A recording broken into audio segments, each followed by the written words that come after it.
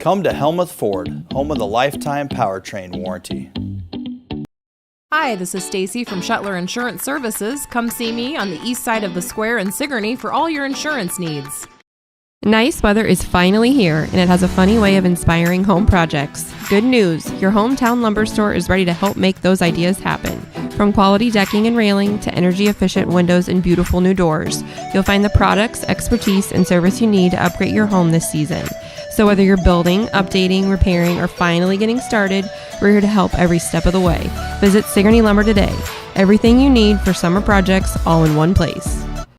Fire up the grill and enter the Expo Cook-Off, happening Saturday, July 11th at the Keokuk County Expo Grounds in Sigourney. Teams of up to 4 will compete using provided pork loin, pork ribs, and chicken hindquarters, with winners crowned in each meat category and an overall champion selected. The entry deadline is July 3rd, so don't wait. Start time is at 7 a.m. Judging starts at 3:30 p.m. Results are announced at 5 p.m. and a meal follows at 5:30. Get signed up today for the Keokuk County Expo Cook-Off on Saturday, July 11th. Hedrick Barbecue Days is this Saturday. Start the day with the parade at 10:30, then stick around for the craft and vendor event from noon until 5 on Main Street, featuring more than 40 vendors. Enjoy hot air balloon tether rides, a cornhole tournament, classic cars, great food, shopping, and plenty of family activities. Celebrate small town America at its finest during Hedrick Barbecue Days this Saturday in Hedrick, and check out the craft and vendor event from noon till 5.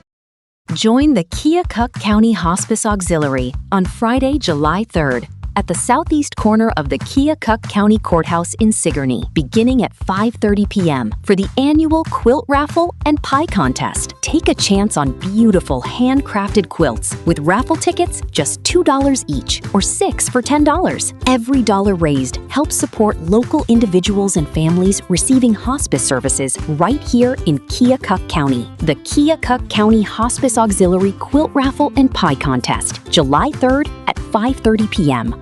Hey, this is Jared Thumb, and you are watching Shotgun Wrestling Radio. This is Kelsey Magnolia, and you are watching Shotgun Wrestling Radio. This is Trent Hammer, and you are watching Shotgun Wrestling Radio. This is Dominic Zagreus, and you're watching Shotgun Wrestling. Hey there, guys. This is Elijah Brooks, and you are watching Shotgun Radio. Hey, this is Badger Briggs, and you're watching Shotgun Wrestling Radio. Hey, everybody. This is Brock Anderson, and you are watching Shotgun Wrestling Radio. This is Damon Dillinger, and you're watching Shotgun Wrestling Radio. Hey everybody, this is Victor Payne, and you're watching Shotgun Wrestling Radio. Hey, this is Waylon Dean, the Solid 7, and you are watching Shotgun Wrestling Radio. This is the Feline Phenom, JT Emmett, and you're experiencing Shotgun Wrestling Radio. Welcome, everybody, to another edition of Shotgun Wrestling Radio. I'm your host, Zach Tagus, and this week we are bringing the Storm to you as we're talking about Pro Wrestling Storm as they've been making their way through the eastern Iowa area. And at this time, I'm going to welcome in this week's guest, the one and only Shane, formerly known as Shimdog, who is the owner, promoter, trainer of Pro Wrestling Storm and Pro Wrestling Storm Academy. Shimdog, thank you for joining me, my man. Hey, yeah, thanks for having me, man. This is great.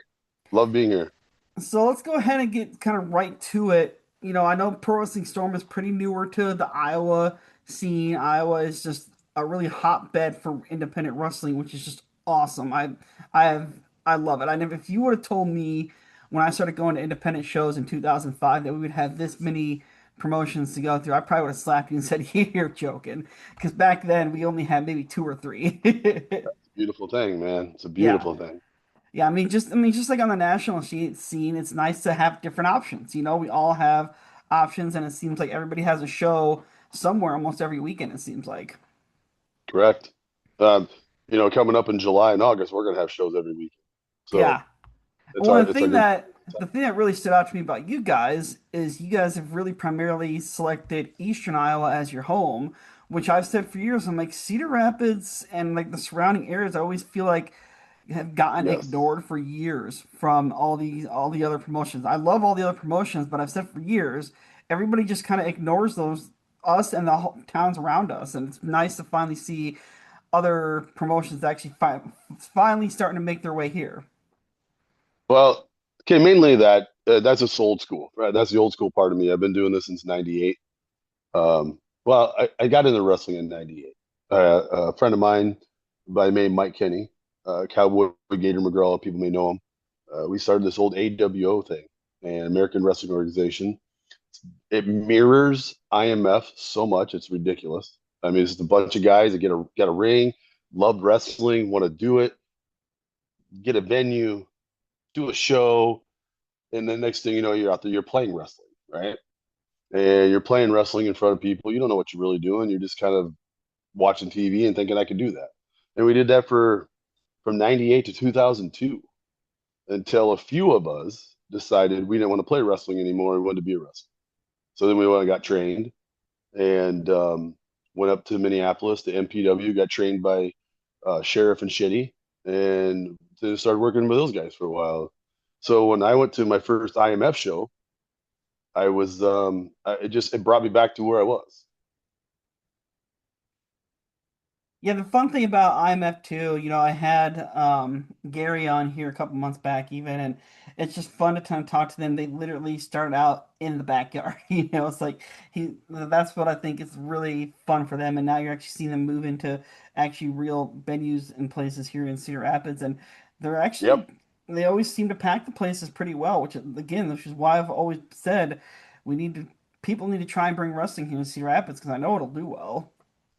Yeah, absolutely. In total transparency, one of my first time ever playing wrestler was on a farm of Cowboy Gator McGraw, Mike Kenny's house, where we'd wrestle each other in the grass. He'd jump off a barn and drop an elbow on me, and we'd record it. And so, I mean, I think everybody starts that way. I mean, whether they actually learn something they are, but they start wrestling in the house with their friends first, and then they go on and get trained. It's like I think we all start somewhere.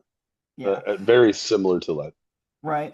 Well, I mean, if for anybody that's familiar with the Hardy Boys story, they started out on trampolines. They did their trampoline wrestling federation. They've told that story numerous times, and it's like, God, I remember wrestling on the trampoline with my brother-in-law when my wife and I were first started dating. He was a bit younger, and we both had more energy. We could do that sort of thing. But I was like, but yeah, it's just like you said. It's everybody kind of starts somewhere, and now you're starting to get a couple of the guys in Pro Wrestling Storm Training Academy that just graduated. I know you just posted yesterday, I believe it was, that you guys had your first graduating class.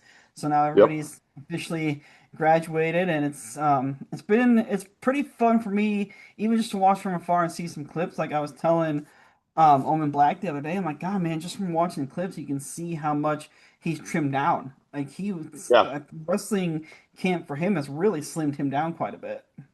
That's just anybody. If you're active that many days a week, those guys are used to working once a month. Now they're coming in the ring 2 to 3 times a week. I mean, just purely just being active, it's helped me a lot get back in shape. That I didn't know I was out of shape until I got back in the ring all this time. So strictly, and it helps the body too. These guys, they come in there. I will tell you that first class has just come in there with the right mindset. They wanted to learn. They want to learn. They did. I couldn't have asked for a better class. I can go through the names from top to bottom, but they're all just absolutely beautiful students. They're best you could ever hope for. And I got 2 more to go. 2 more are in camp right now that are training. But those 2 were not in IMF. So they're coming just straight off the streets. No wrestling experience at all, no ring experience. And a matter of fact, they're going to have their first match this Saturday, June 20th, when we do the Veterans Fundraiser. So it's going to be kind of interesting to see those 2 in the ring for the first time. Absolutely. We're going to get to this weekend's event here in just a little bit, but I wanted to talk, how did the Pro Wrestling Storm Training Academy come together? Okay. Long story, but I'll make it short. When I used to live in Iowa City, I had a roommate named Tim. This guy and I were best friends. Then I went to Minneapolis, did the wrestling training, moved to California, lived out there for over 10 years. And I came back to southeastern Iowa, and I was like, man, I've got to look up Tim. So I did. Tim's nephew is Jared. And I knew Jared too through Tim. And Jared was like, hey, I'm involved with this wrestling company called IMF. We're doing a show, and I think it's in Palo or Palau, whatever they call that town. And he goes, "You come check it out." And so I did. I was introduced to Katie. I got in the ring and I worked with a young kid named Julian, and I liked what he did. I like, okay. And Katie wanted to train. So I said, well, okay, I could show her a few things. I wasn't going to take it that serious. I would take training her serious, but nothing, big. And then we started going out to Omen's farm and had the ring set up there. And I started going out there every weekend, and we started doing stuff like that. And then shortly the weather changed, and Omen needed the shed or the building for his equipment rather than a ring. And I literally just told Jared, I said, dude, I'm not going to be able to train this girl. I can't train her once a month before IMF shows. She wouldn't have her first match for well over a year, because you train this much in that day, then you come back, she remembers that much, and you're retraining more than you're training. And it just hit. Maybe we should just start our own academy then. Find a building, open it up, put a teaser out there to all the other people in IMF. Said, hey, if I started something, who would like to be involved? Got a lot of people raise their hands. A few, I should say a few. So we looked. Just happened to stumble. I mean, West Branch is a very small town, right? Mm-hmm. So you talk about things, and you stumble into somebody who just had a building, and he's like, it'll be available for a few months, not a long time. I said, that's all I need. Just need a few months. And went back to IMF, said, hey, I found a building. Who really wants to train now? Come meet me over here. And we got a list of people. So it started out with a few, and it started with a list. So basically, it all started with Katie, which wrestling-wise, people know her as Talia Vanguard, TVG. And if it wasn't for her, I wouldn't be back doing this. I really wouldn't. I had no interest in it. I wasn't thinking about it. I was just living my life, right? Then I told Jared one day, I said, well, if we're going to have academy, maybe we should have some shows to do for the kids can come out of the academy and perform. So one weekend, I just went out to small towns because I spent a lot of my time in my career wrestling in small town bars and having the most fun. You get these small towns, nothing comes of those towns.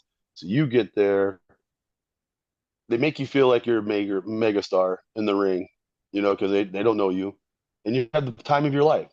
Mm-hmm. So I thought, what the hell? So I drove around town, those small towns, talked to a few bars. They started biting. They're, yeah, let's do it. Next thing you know, you got 5 or 6 shows booked. And then you're having fun. You're like, well, let's book some more. So you go book and you book and you book. And we've had 2 shows completely cancel on us. One, a bar completely shut down. The workers went there the next day and the doors were locked. They couldn't get in. Nothing I could do about that. That was in Tiffin, Iowa for July 25th. And Shoeyville, one of the bars, that owner just decided at the last minute, he's like, well, I don't know if I should do this or not. I think he's a younger guy, doesn't know, if he should or not. And so we'll roll this summer. I bet we hit Shoeyville next year. Because so far we've been having good success in where we've been going. Yeah, I know I do a lot of work with Central Empire Wrestling. We're actually getting ready to do a bar show here in a couple weeks, and I'm really excited about it because I've been a part of some smaller shows like the Legion shows that people can do, but this bar show, from what Austin has showed me the setup of it, is gonna be, I think it's gonna be really unique and a lot of fun. So it's in Wellman, Iowa. So again, it's another small Iowa town that doesn't get much. And Austin. What's the day of that show? Saturday, June 27th. Yeah.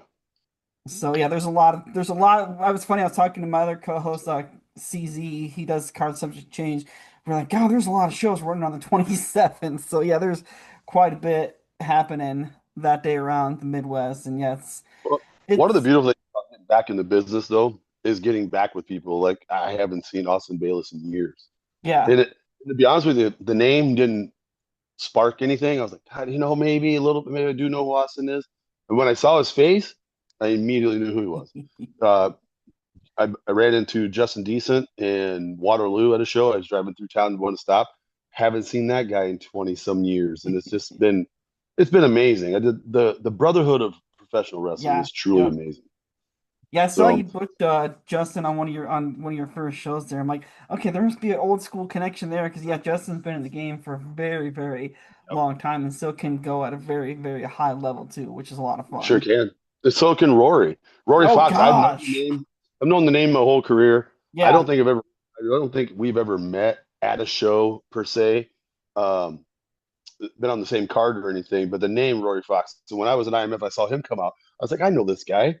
I know this guy from when I was training. He was Yeah. a name, and now more times getting to talk to Rory, I just absolutely love that guy. So you'll find that like Rory and Austin, my relationship with them, because I get along with them so well, they're kind of like a mainstay with us. I'll use them every time I get a chance to because Yeah. I absolutely love what they do. I love them as individuals, but I love them even more when they're in the ring. Yeah. Their performance is great. Yeah. I say that to people all the time about Rory too, because it's like I remember growing up as a kid watching his MTV special as a kid, because being a young pro wrestling fan at that time and seeing something kind of like a behind the scenes look at professional wrestling that the MTV show did, I was just like, so like it was one of the coolest shows I ever thought. And then especially that we had a guy from Cedar Rapids, Iowa on the show. It was like that's really cool. And the fact that that was back in 1999, 1998 when it was filmed or what have you, and he's still here doing it at a very high level is actually pretty crazy. Let's go back and watch some of those. That'd be kind of fun. I'm sure interesting fact. So I through my wrestling in the small towns, I met this lady named Starla. She was being brought in. She's a midget. She was being brought in by Buck Sumoff. He was doing the R&R wrestling, and he's like, "Hey, help this girl, teach her, blah blah blah." So I did, and the next thing you know, her and I became super good friends. We realized that we lived close together at the time, and then she got on to a show called Micro Championship Wrestling, Hulk Hogan's Micro Championship Wrestling reality show. And they were in the cities one day, and she's like, "You should come." So she got us in there. So next thing you know, that night, this is one thing that I was really known for. Back in the time I was married, my wife was really known for inviting wrestlers to the house, cooking for them, and just giving them a mark-free place to sit. And so next thing you know, I have just a room full of fucking midgets. And we're talking business. Well, one in particular caught my eye. His name is